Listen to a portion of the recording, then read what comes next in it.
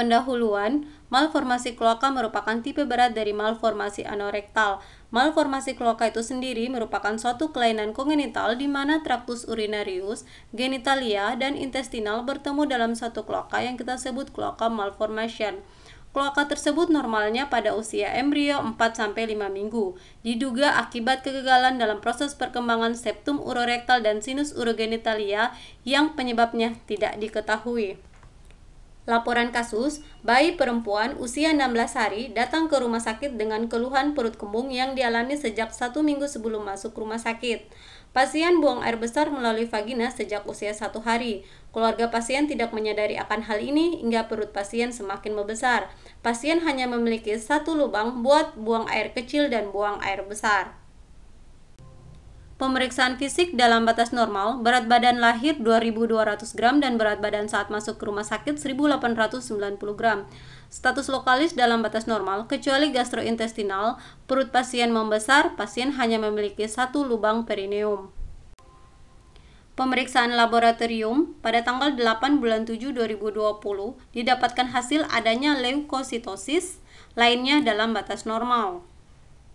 Berikutnya adalah pemeriksaan radiologi. Yang pertama adalah foto polos abdomen. Pada tanggal 8 bulan 7 2020 didapatkan adanya soft tissue mass di regio abdomen yang mendesak lup-lup usus ke lateral dan ke kranial.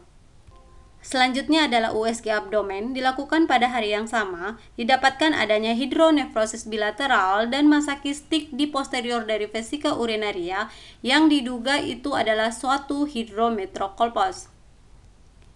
Pasien juga dilakukan pemeriksaan MRI whole body tanpa kontras, potongan aksial, koronal, dan sagittal. Didapatkan adanya gambaran malformasi kloaka tipe persisten kloaka karena kloaka berada di lokasi uretra yang diharapkan. Didapatkan pula adanya hidrokolpos, fistula rektovagina, dan adanya hidronefrosis bilateral.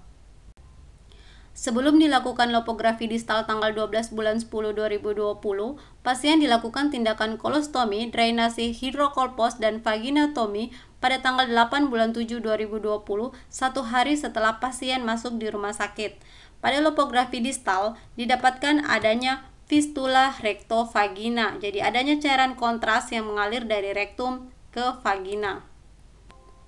Pasien ini didiagnosis malformasi kloaka. Pasien ini ditata laksana dengan 2 kali operasi. Operasi pertama tanggal 8 bulan 7 2020 yaitu dilakukan tindakan kolostomi, vaginotomi, dan hidrokolpos drainasi, dan 5 bulan setelah operasi pertama dilakukan tindakan posterior sagittal anorektoplasti, uretro, vagina, dan terapi intravenous injection. Pembahasan. Malformasi kloaka itu sendiri terdapat ada 6 jenis, mulai dari cloacal dysgenesis hingga varian kloaka posterior, dan keenam malformasi kloaka ini didiagnosis berdasarkan jumlah dan lokasi dari lubang perineum.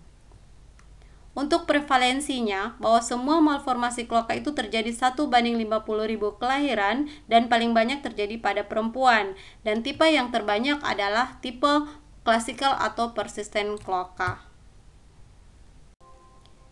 Gambaran klinis bisa kita curigai pada saat prenatal ataupun pada saat postnatal. Pada saat prenatal, dengan pemeriksaan USG bisa kita dapatkan adanya oligohydramnion, hidronefrosis bilateral, bladder yang sulit divisualisasi, ada lesi kistik pada pelvis, dan absen anal sphincter. Sedangkan postnatal, kita harus curigai adanya bayi perempuan yang datang dengan satu lubang perineum, genitalia eksternanya pendek atau tidak adanya labio minora, ada massa di abdominal, dan harus diasosiasikan dengan kelainan anomali lainnya. Seperti yang saya telah jelaskan di awal, bahwa malformasi kloaka itu ada 6 jenis. Yang pertama adalah cloacal dysgenesis. Jadi cloacal dysgenesis itu adalah pasien memiliki kloaka untuk intestinal, genitalia, dan urinaria, tetapi pasien tidak memiliki lubang perineum. Yang kedua adalah classical kloaka. Classical kloaka mirip dengan cloacal dysgenesis, tetapi pada classical kloaka didapatkan satu lubang perineum di mana lokasi uretra yang diharapkan. Yang ketiga adalah posterior kloaka. Posterior kloaka mirip dengan classical kloaka, tetapi lokasi dari lubang perineumnya itu berada di lokasi anus yang diharapkan. Yang keempat adalah sinus urogenitalia. Sinus urogenitalia ini dia memiliki dua lubang perineum. Lubang yang di anterior merupakan kloaka genitourinaria di mana lokasinya di lokasi uretra yang diharapkan, dan lubang posterior merupakan rektum dan anus yang normal. Yang kelima adalah kloaka varian, mirip dengan sinus urogenitalia, memiliki dua lubang, hanya saja lubang di posterior lokasinya berada di anterior dari lokasi anus yang diharapkan.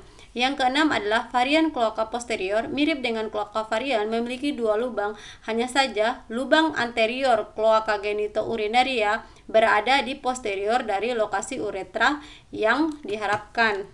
Berikutnya adalah pemeriksaan radiologis. Yang pertama adalah USG. USG bisa dicurigai pada saat prenatal ataupun pada saat postnatal. Gambarannya hampir mirip, yaitu adanya hidrokolpos atau hidrometrokolpos, dilatasi kolon dengan enterolit, dan hidronefrosis bilateral.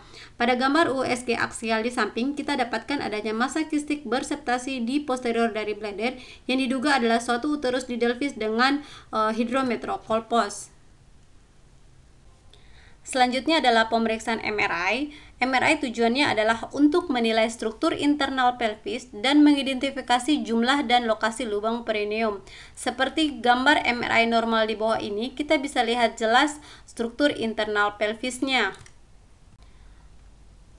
Malformasi kloaka itu sendiri terdapat ada 6 jenis, mulai dari cloacal dysgenesis hingga varian kloaka posterior, dan keenam malformasi kloaka ini didiagnosis berdasarkan jumlah dan lokasi dari lubang perineum.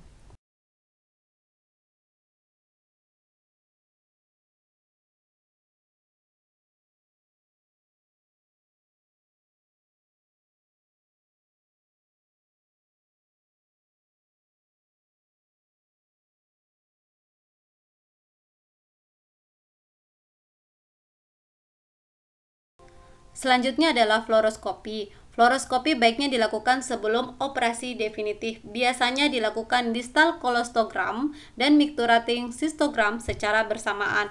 Tujuannya adalah untuk menilai kembali struktur dari internal pelvis dan panjang dari saluran kloakanya. Selanjutnya adalah manajemen malformasi kloaka. Dibagi atas dua, prenatal dan postnatal. Saya fokus pada postnatal sesuai dengan kasus saya, yaitu dilakukan tindakan kolostomi, drainasi hidrokolpos, dan operasi definitif. Jika panjang saluran kloaka kurang dari 3 cm, maka dilakukan posterior-sagittal tanpa laparotomi seperti pada kasus saya, dan jika panjang kloaka lebih dari 3 cm, memerlukan laparotomi. Kesimpulan, malformasi kloaka merupakan suatu kelainan kongenital di mana traktus urinarius, genitalia, dan intestinal bertemu dalam suatu kloaka. Jenis malformasi kloaka yang terbanyak adalah persistent kloaka seperti kasus yang saya bawakan hari ini, dan dari 6 jenis ini diidentifikasi berdasarkan jumlah dan lokasi perineum. Diagnosis malformasi kloaka itu sendiri harus berdasarkan gambaran klinis dan pemeriksaan radiologis. Terima kasih.